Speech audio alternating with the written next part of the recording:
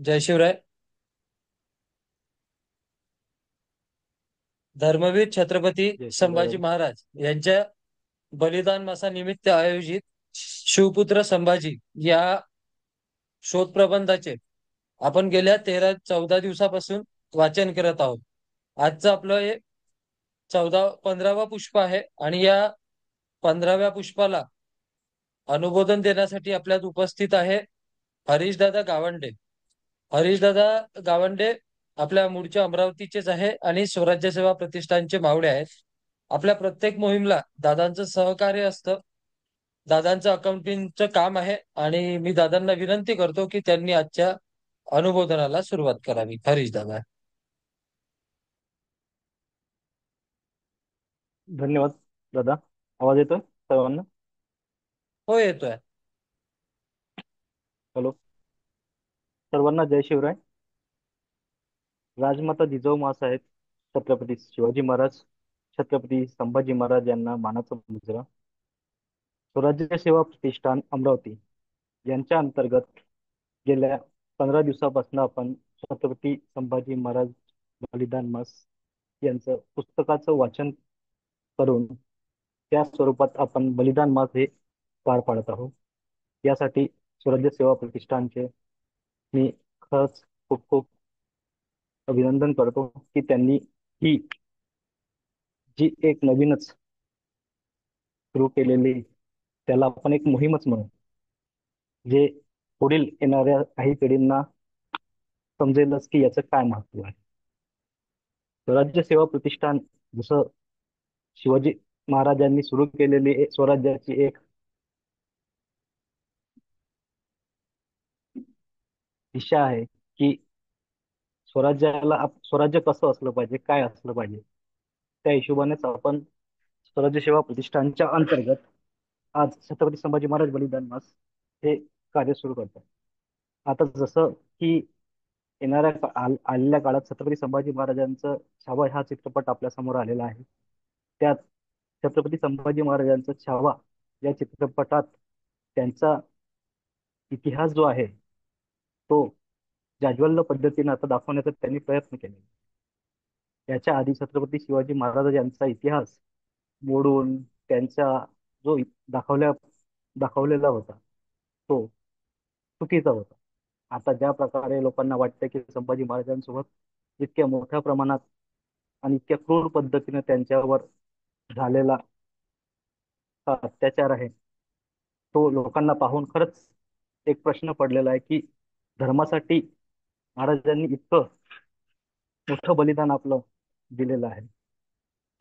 संभाजी महाराज कसे होते, काय होते, हे आपल्याला समजण्यासाठी जसं की आपलं बलिदान मासाच्या पुस्तकातनं आपल्याला समजत आहे, तेच आपण त्यांचे विचार, त्यांची युद्ध लढण्याची नीती, त्यांचे कौशल्य आणि त्यांचं चातुर्य हे आपल्याला त्यांच्या या पुस्तकातनं आपल्याला समजणार आहे.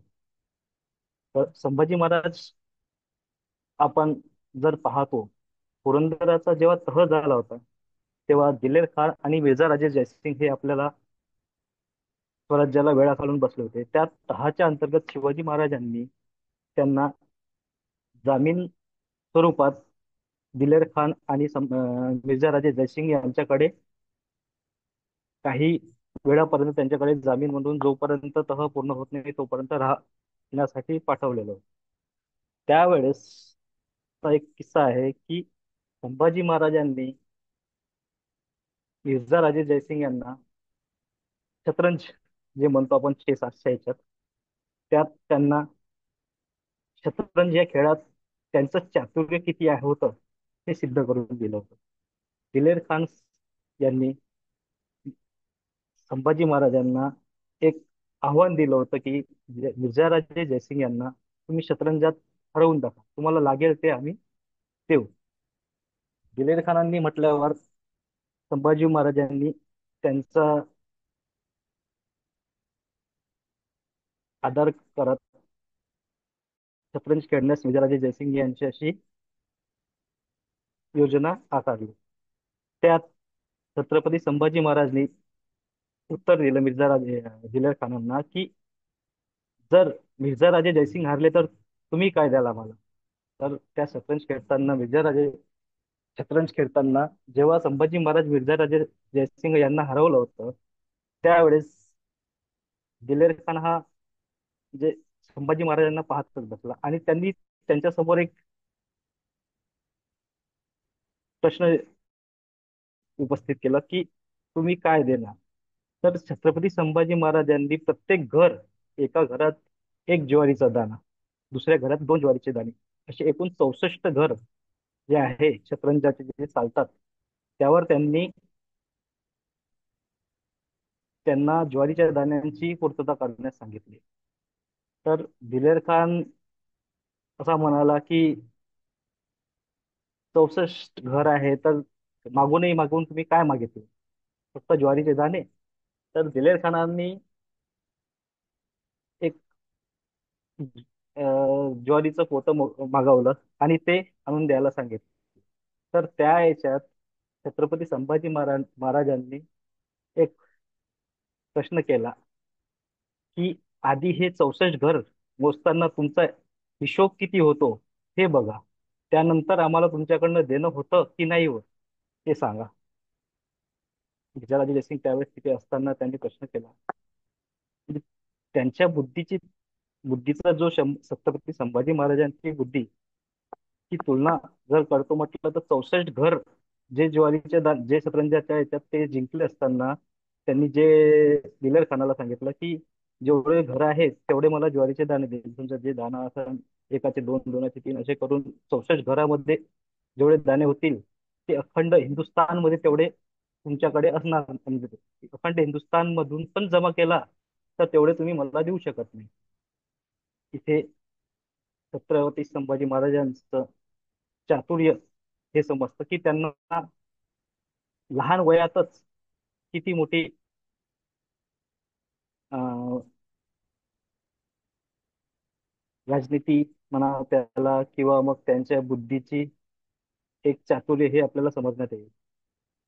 त्यानंतर एक कवी कलाशाह सोबत त्यांचं एक कविता आहे जे त्यांनी छत्रपती संभाजी महाराजांचं त्याच्यात वर्णन केलेलं आहे कवी कलाशांनी, की तुम्हाला ऐकवण्यात मला एक आनंद होईल. त्या कवितेचं स्वरूप असं आहे, ऐकवतो.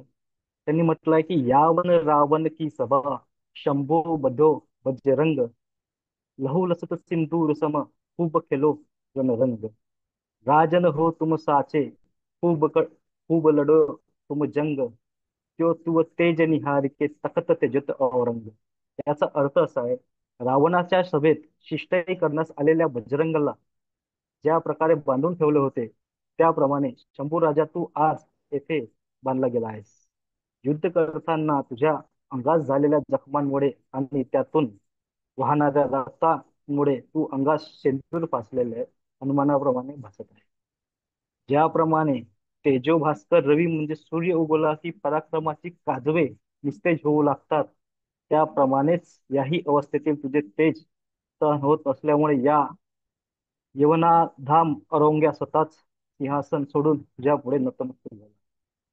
संभाजी महाराजांचं जसं आपण चित्र पाहतोय, जे छावा चित्रपटात आपल्याला दाखवलं गेलेलं आहे की त्यांच्या अंगातला एक एक रक्ताचा थेंब निघताना जेव्हा पाहतोय, त्यांच्या बोटाची नख छाटतात आहे, त्यांच्या डोळ्यात डोळे काढले जातात.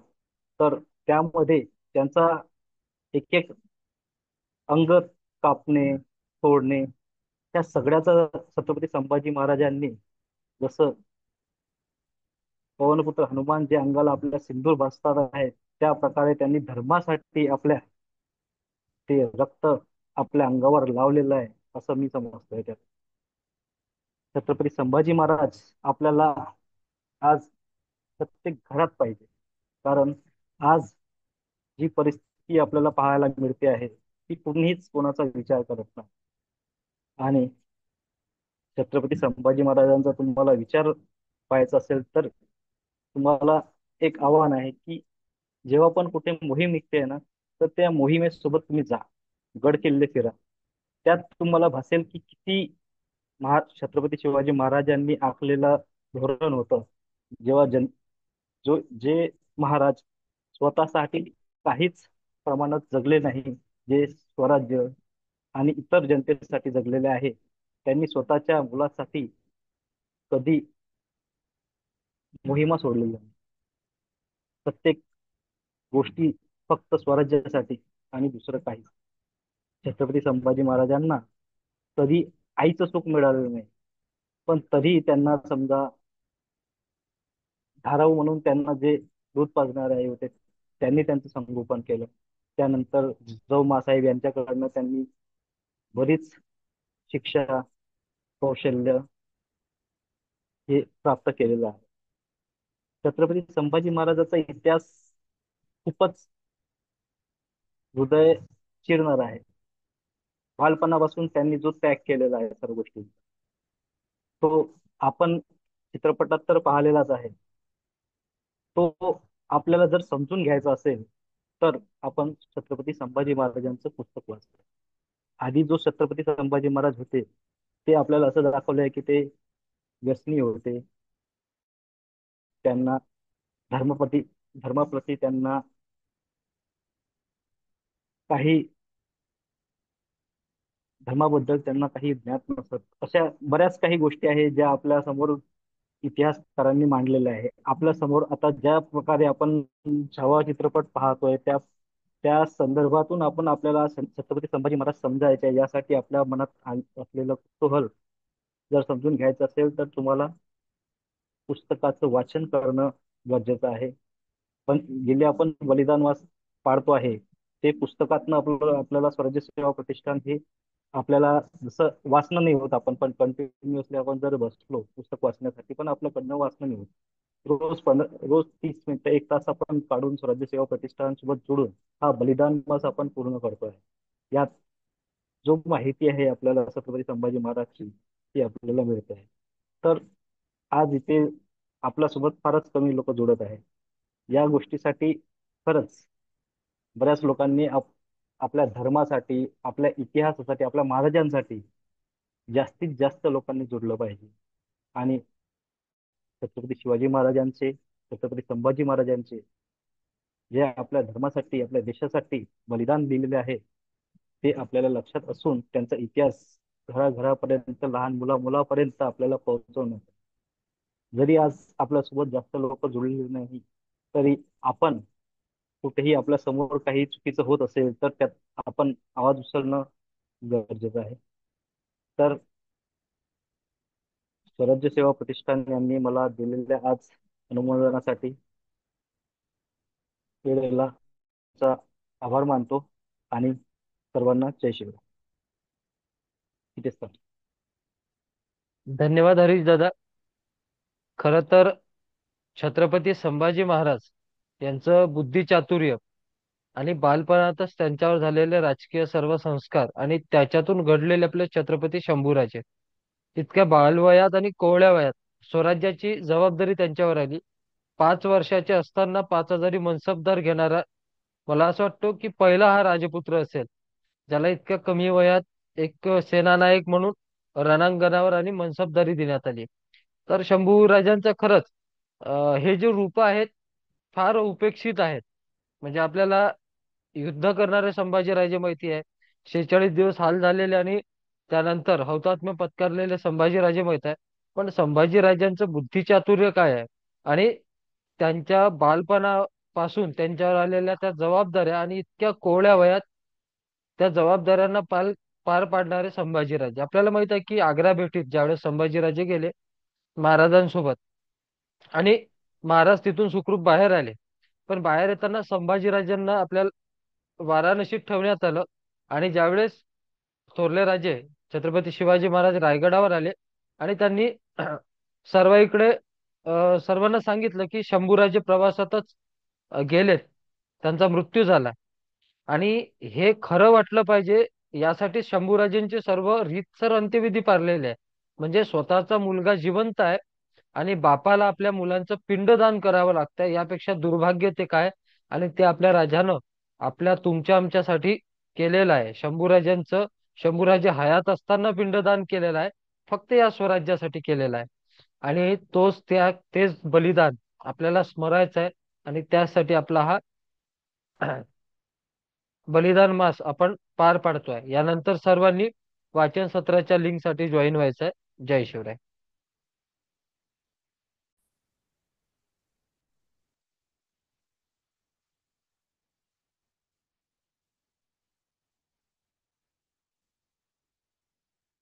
आपल्या सर्वांच्या अनुमोदनाने आजच्या 15व्या पुष्पाला सुरुवात करतोय.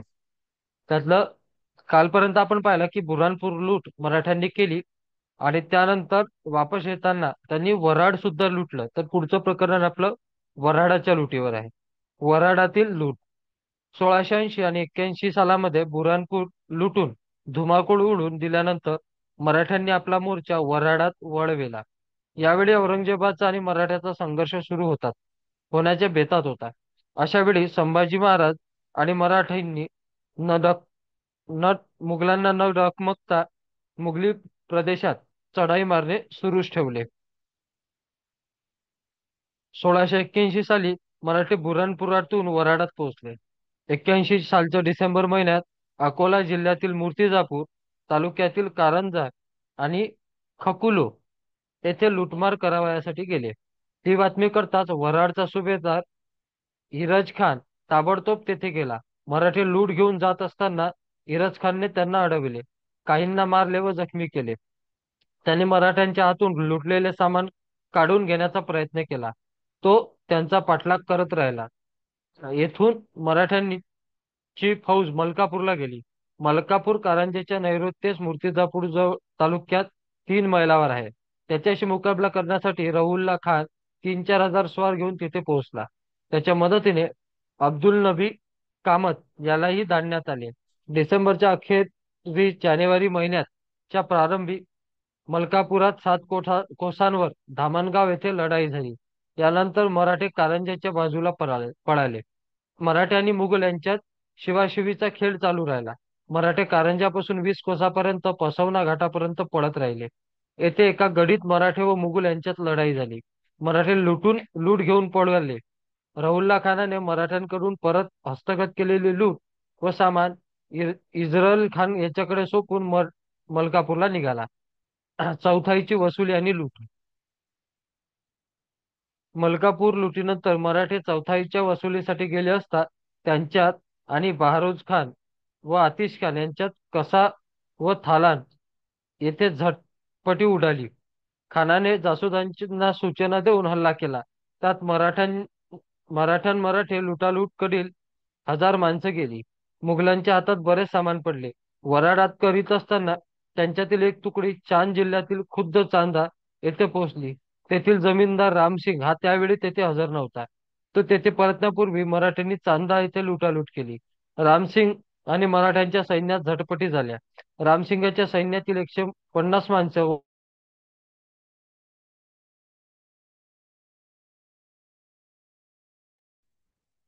मराठ्यांची 500 माणसे मारली गेली. शाही फरमान मिळून वराडचा सुभेदार इस्रायल खान आपल्या मदतीत येईल असे त्याला वाटले होते. यानंतर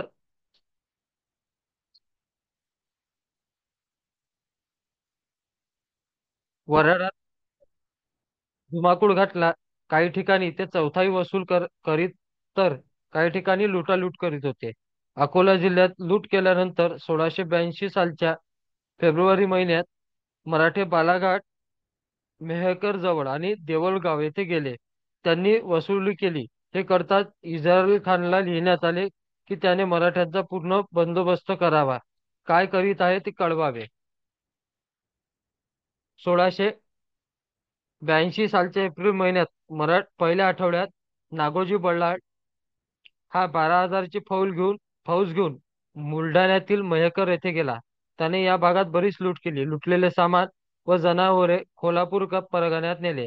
यवतमाळ जिल्हा दारव्हा तालुका ही बातमी समजतात मुकर्रम खान 25 कोस चालत गेला.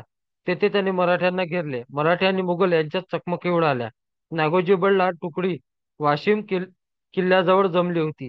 त्यामुळे बालाहून इस्राईल खान आणि त्याच्या मध्यस्थी मुकर्रब खानही तेथे गेला. त्यांनी मराठ्यांबरोबर सामना दिला. दोन्ही बाजूचे बरेच लोक जखमी झाले आणि मरण पावले. हे दोघे कादर खान यांनी बाळापूरला ठाणे उभारले. बाळापूरवरून मराठे पळून गेले. या सुमारास वराडातून मुघलांना खजिना अलाहाबादवरून औरंगाबादेत पाठवण्यात येत होता. मराठे हा खजिना लुटवण्याच्या विचारात होते. असा जमीनदाराचा अर्ज केल्यामुळे सुभेदाराने सैफ खान 35 मैल घोडे दौड करून आणि तो परत आणला. मराठ्यांनी मुघलांच्या प्रदेशात समृद्ध गावांवर रोख धारण केला होता. अहमदाबाद जवळ तालाबा सकौदा येथे अनेक सावकार होते. मराठ्यांनी 40 स्वारांच्या तुकडीने या सावकारांच्या हुंड्या वसूल केल्या. तेव्हा जमीनदार जसवंत याला हुकूम देण्यात आला होता की त्याने मराठ्यांकडून त्या हुंड्या हस्तगत कराव्या. त्याचप्रमाणे ते कोठून येतात व कुठे जातात याची चौकशी करण्यास सांगितले होते. मुघलांनी मराठी सरहद्दीवरील इतर सर्व गडांना वेढे दिले होते. ते परतून लावण्याच्या कामात मराठे गुंतले असले तरी मुघलांच्या मुलूक उद्ध्वस्त करून तेथे लुटमार करण्याचे त्याचे धोरण चालूच होते. वराड समृद्ध असल्यामुळे तेथे लुटमार करण्यास मराठ्यांना चांगलाच वाव होता. अशा प्रकारच्या हालचाली मराठ्यांचा दुहेरी फायदा होता. असे सैन्य वाढून पोहोचण्यासाठी पैसा उपलब्ध होई आणि शत्रूच्या मुलखात जाऊन व्यापारी शहरांची नासधूस केल्याने शत्रूचे चांगलेच नुकसान होत असते.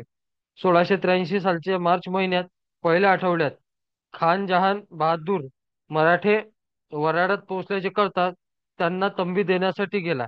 बुऱ्हाणपूरचा नजीम सय्यद मनोवर याला बातमी समजली की मराठ्यांची फौज अकोल्याकडे गेली आहे. आपल्या मुलाला अजिमुद्दीनच्या चाकरीत ठेवून तो मराठ्यांना तंबी देण्यासाठी रवाना झाला.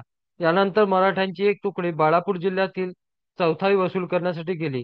त्यामुळे बाळापूरचा फौजदार मोहम्मद हुसेन स्वारी करून तेथे गेला. परंतु मराठ्यांच्या लुटीपैकी त्याच्या हातात काहीच पडले नाही. फक्त 2 घोडे आणि 5 लोकांनी त्यांनी पकडून नेले. मराठे जामोद्दीनजवळ चौथाई वसूल करण्यासाठी गेले. तेव्हा तेथील फौजदार शेख जहान याने मोहम्मद खान यांना कामुक बनवून घेतले. मुनव्वर खान स्वतः न जाता त्याने शेख जहान या कुमकेस जाण्यास सांगितले. हुकमाप्रमाणे तो तेथे पोहोचला. मराठे आणि शेख जहान याच्यात मोठी लढाई होऊन मराठ्यांकडील अनेक सैनिक मारले गेले. अनेक लोक जखमी झाले. 70 घोड्या 47 भाले इत्यादी सामान मुघलांच्या हातात पडले. नेकराय आणि संभाजीराजे यांचे 4 सरदार आणि मोठ्या अतिसाहासह बादशाही मुलखात अकोला तालुक्यातील मौजे मनकगाव येथे लोक आणि त्यांची जनावरे लुटली. हे करताच सैफुल्ला खान मुखेड जवळील वाशिम गावावरून आपल्या लोकांसह शत्रूला तंबी देण्यासाठी स्वारी केली. मराठी आणि मुघलांच्या चकमकीत उडाल्या. दोन्ही बाजूंचे लोक जखमी झाले. मराठ्यांनी नेलेले लोक आणि जनावरे मुघलांनी पळत मिळवली. सैफुल्ला खान मराठ्यांचा पाठलाग करीत राहिला. यानंतर मराठे तळगाव जवळ गेले. तेव्हा खान जहान बहादूर तेथे गेला होता. त्याने मराठ्यांबरोबर सामना दिला. तेव्हा मराठे चांद्याच्या वाट्याने हैदराबादाकडे निघून गेले. खान जहान बहादूर हा पाठलाग करीत राहिला. तळगाव जवळ मराठे गेले असता वराडचा सुभेदार इरज खान याने स्वारी केली. तेथून काही मराठे एलिचपूरला गेले. मराठ्यांनी ठिकठिकाणी हल्ले केले. हे हल्ले चालवल्याने मराठी मुघलात घातलेले वेढेही फारसे यशस्वी होत नसल्यामुळे औरंगजेब हैराण झाला होता. मराठ्यांच्या डावपेचाचे वर्णन त्याच्या कानावर जाताच त्याने मुकर्रब खान, शहाबुद्दीन खान, बरोच खान इतर अधिकाऱ्यांना मराठ्यांकडील लोकांना कैद करावे किंवा त्यांचा पाठलाग करावा असे हुकूम दिले. मराठ्यांचे सैन्यबळ जास्त असेल तर मुघल अधिकाऱ्यांनी एकमेकांची मदत करून मराठ्यांना तंबी द्यावी. इतके करूनही मराठे वरील अधिकाऱ्यांच्या मुलखात शिरले तर औरंगजेबाने त्यांची मनसक थांबवण्याची पूर्वसूचना दिली होती. मराठी आपल्या थोड्याशा सैन्याने चपळ आणि गनिमी कावा हालचाली करून मुघलांना किती त्रासदायक होते याची ही कल्पना येते.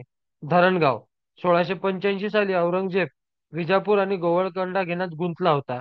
ही संधी साधून मराठ्यांनी पुन्हा एकदा धरणगावावर चढाई केली. 1585 च्या फेब्रुवारी महिन्यात पहिल्या आठवड्यात भीमाजी मोरे वराडात गेला होता. येथे एका मुघल अधिकाऱ्याने त्याचा पाठलाग केला. तेव्हा तो धरणगावला पोहोचला.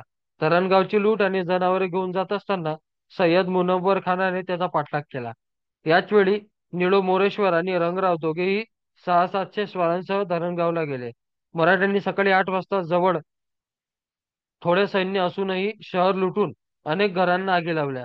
मराठ्यांनी यावेळी धरणगाव येथील इंग्रजांची वखारही झाडली होती. ही लूट एक आठवडाभर सुरू होती. या लुटीत इंग्रजांचे 3-4 हजाराचे नुकसान झाले.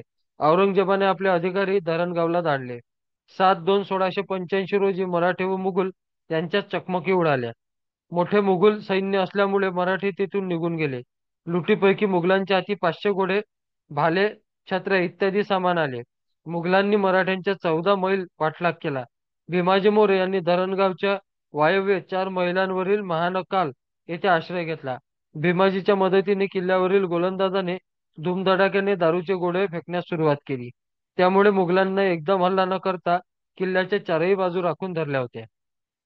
या लुटीचा स्थानिक लोकांवर बराच परिणाम झाला. धरणगावातील घरे मिळणे दुरपास्त झाले. प्रांताची बराच गोंधळ माजला होता. सर्व लोक हताश व भयग्रस्त होऊन निर्माण झाले होते. औरंगजेबाने आपला मुलगा सुलतान कामबक्ष याला 12,000 स्वारांसह प्रांताच्या रक्षणासाठी पाठवले.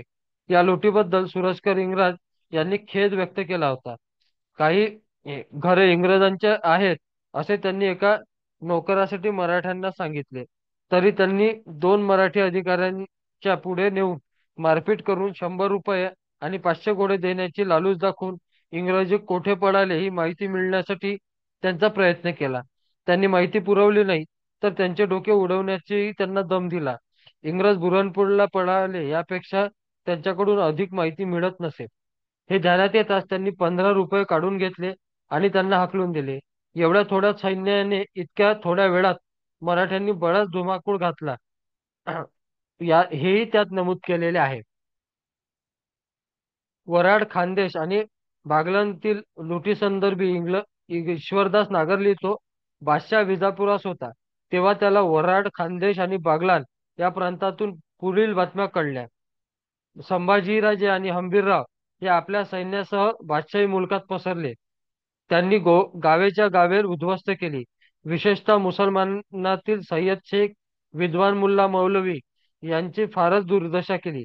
पुष्कळ प्रतिष्ठित माणसे कोकणात जाऊन राहिली.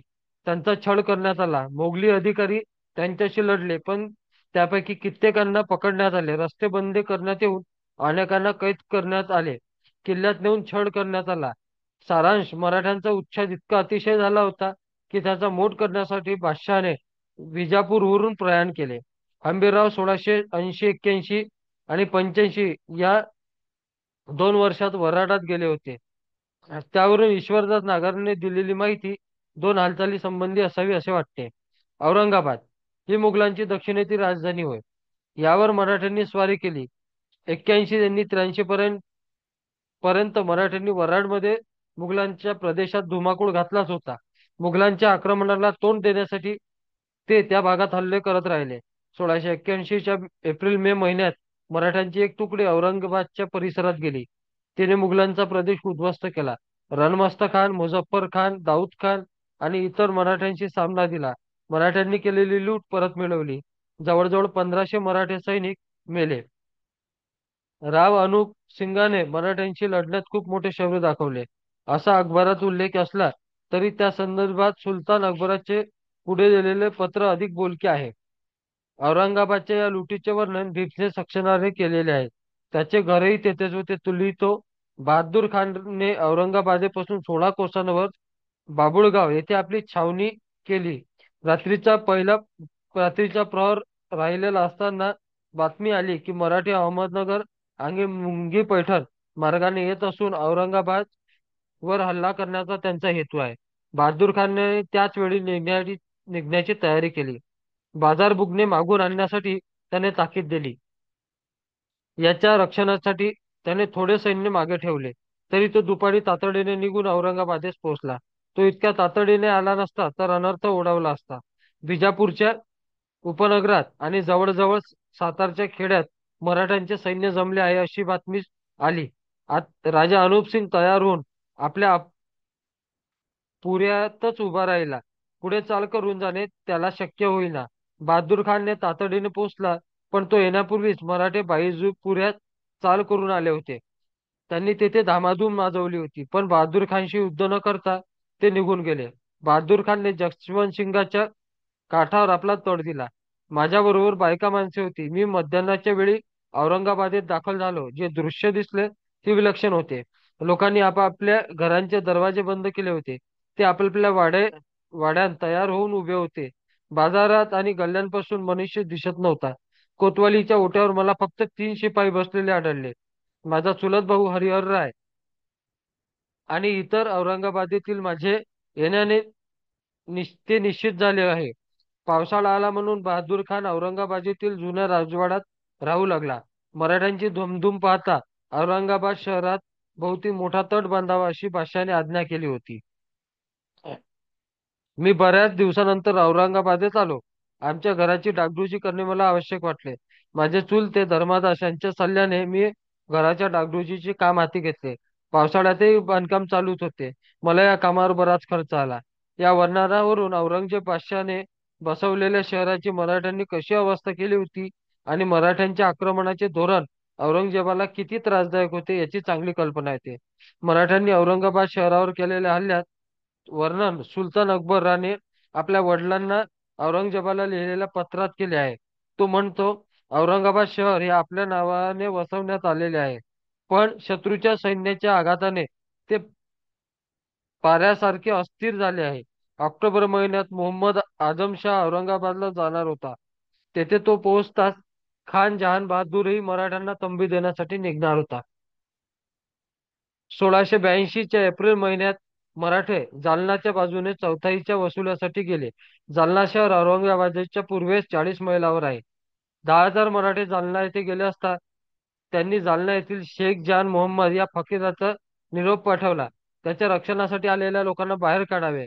सरदार संभाजीराजे यांनी सांगितले आहे की फकीरांची भीड न बाळगता तेथे चौथाई वसूल करा. फकीराने मराठ्यांना निरोप दिला की माझ्या आश्रयासाठी आलेल्या लोकांना मी कसे काढून टाकू. त्याने मराठ्यांना जाण्यास सांगितले तेव्हा जालना शहर लुटले, आगी लावली व तेथील लोकांना मारले. हातात आलेले सामान लुटले. अशा चकमकीत मराठे मुघलांच्या हाती सापडत किंवा मुघल अधिकारी मराठ्यांच्या हाती पकडत. 1682च्या ऑगस्ट पूर्वी हालचाली कन्नडचा ठाणेदार शहा अनविल जखमी झाला. मराठ्यांनी त्याला कैद करून नेले. तो ऑगस्ट मध्ये मराठ्यांच्या कैदेतून सुटला आणि खान जहान बहादूरला मिळाला. ऑगस्ट महिन्याच्या सुरुवातीत मराठ्यांची एक तुकडी अंतूर भागात शिरली असता तेथे ठाणेदार अहमद याने मुकाबला केला. मराठ्यांनी काही वेळ पळ्यासारखे केले, परंतु 10-12 हजारांची जामीन पुन्हा तेथे गेली. लुटमार करणार होते. इतकी मोठी फौज आलेली पाहताच अंतूरचा ठाणेदार घाबरला. त्याने लिहिले, जर मला वेळेवर कुमक आली नाही तर मराठा या ठाण्यावर कब्जा करतील, मी बर्बाद होईल. तेव्हा शहाबुद्दीन खानने त्याच्या मदतीत जाण्यास सांगितले. तो लगेच मदतीसाठी रवाना झाला. परंतु मराठ्यांनी इतक्या ठिकाणी हालचाली सुरू होत्या की त्यामुळे मुघलांच्या अधिकाऱ्यांची धावपळ होत असे. एके ठिकाणी जावयाचा हुकूम व्हायचा, तो दुसरीकडे जावे लागे. शहाबुद्दीन खानला ताबडतोब अहमदनगरला जाण्याचे कळवण्यात आले. मराठे अंतूरमध्ये शिरले तेव्हा अब्दुल अजीज खानचा मुलगा अबुल खैर खान लोकांसह तेथे वेळेवर पोहोचला. त्याने आणि मोहम्मद अहमदने मराठ्यांशी सामना दिला. ऑक्टोबर महिन्याच्या अखेरीस मराठे अंतूरवरून विजापूरकडे लुटमार करण्यासाठी गेले. म्हणून खानजहान बहादूर याचा मुलगा मुझफ्फर खान त्याला तेथे नेमले. 1682 सालच्या डिसेंबरच्या पहिल्या आठवड्यात चौथाई वसूल करण्यासाठी मराठे पुन्हा जालन्याच्या परिसरात गेले. त्यांनी बिदर येथील चौथाई वसुलीसाठी काही गावे लुटली. जनावरे व पुष्कळ सामान घेऊन ते वऱ्हाडाखाली निघून गेले. मुकर्रम खानाने ही बातमी कळूनही मराठ्यांचा बंदोबस्त केला नाही, म्हणून त्याची मनसब कमी करण्यात आली. त्याला बादशहाने भेटीस बोलावले.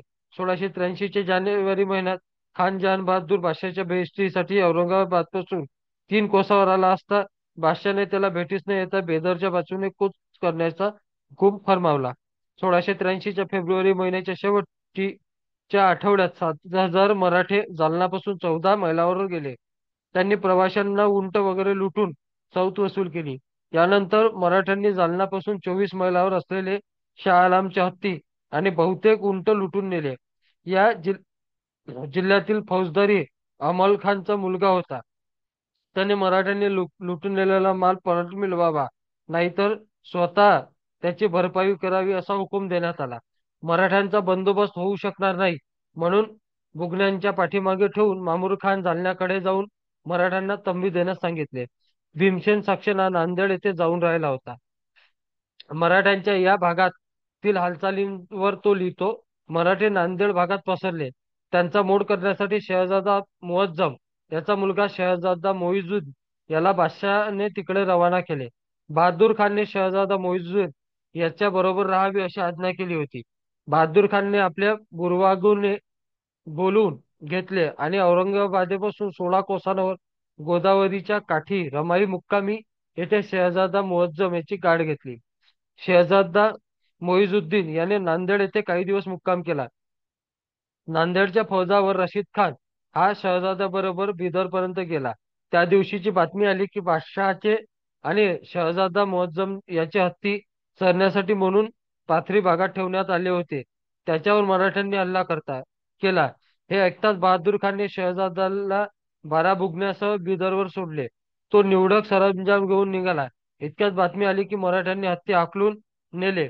जड सामान नांदेडच्या फौजदारी रसद खान याच्याकडे रवाना करून बहादूर खानने मराठ्यांचा पाठलाग करून हत्ती सोडवले. मराठे पळून जाता ते काही हत्ती घेऊन गेले. बहादूर खान मराठ्यांच्या पाठलागावर निघाला. गोवळकोंड्याच्या सरहद्दीजवळ त्याने मराठ्यांना गाठून बाकीचे हत्ती सोडवले.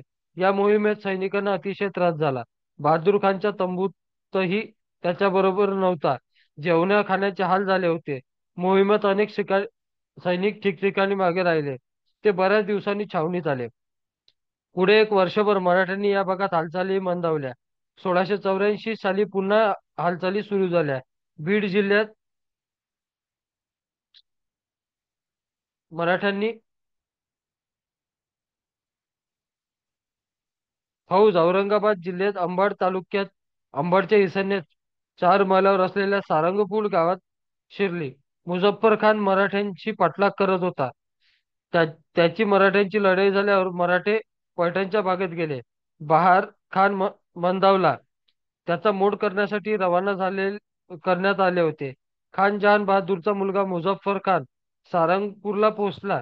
रात्रीच्या वेळी तो गुणंग्यावर हल्ला केला. मराठ्यांनी 1685 साली पुन्हा बुऱ्हाणपूरवर चढाई केली. याच वेळी ते जानेवारी महिन्यात जालन्यापर्यंत ईशान्येच्या 3-4 मैल असलेल्या कादिरबादच्या जवळपास जालन्याचे उपनगर लुटमार करण्यास निघाले होते. त्यामुळे सय्यद अलोगान याने सैन्यासह तिथे पोहोचला. मराठ्यांची फौज बरीच असून त्या प्रमाणात माझ्याजवळ पैसे कमी आहे असा अर्ज कादिरबाद पासून 4 मैलावर येतात त्याने पुढे शाह आलम व बहादूर खान याला पाठविला. कादिराबादच्या जवळ जाण्याचा हुकूम देण्यात आला. हा सरदार तेथे पोहोचून मराठी तेथे निघून गेले होते. कादिराबादच्या बाजूला गस्त घालण्यासाठी गणफस खान तेथे गेला होता. त्याने मराठ्यांचा पाठलाग सुरू ठेवला होता. मराठ्यांचा पाठलाग करीत कोठपर्यंत जावे हे त्याला कळेना. त्याने भीमा नदीपर्यंत जावे तर मराठा भीमा नदी ओलांडून पलीकडे गेले असतील तर त्याला त्याचे पारिपत्य करण्याचा हुकूम देण्यात आला होता. अशा प्रकारे 1681 ते 1685 पर्यंत मुघलांच्या हद्दीत शिरून लुटमार करीत मराठे त्यांच्यावर छापा काढीत बरेच ऐवज त्यांनी जमा केलेले होते. आज 15व्या पुष्पाचे वाचन आपण इथेच पूर्णत्वास करत आहोत. उद्या पुन्हा 16व्या पुष्पासाठी आपण सर्वांनी एकत्रित यावे. तोपर्यंत सर्वांना जय शिवराय. शिवराय. जय शिवराय.